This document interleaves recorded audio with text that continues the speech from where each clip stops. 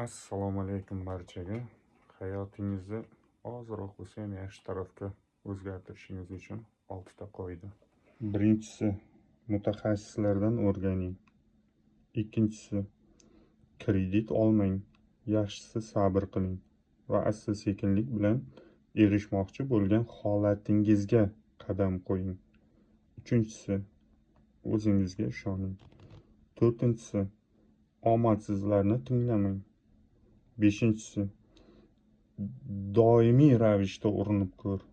Ошибкаlardan qo'rqmang. Doimiy ravishda urinib ko'ring. Oltinchisi, maqsadga diqqatingizni qarating. Maqsadga diqqatingizni qarating. Yettinchi, bu как bonus. Noto'g'ri e'tiqodlar. Birinchi o'rinda e'tiqodlaringizni to'g'rilang. Sog' bo'lasizlar.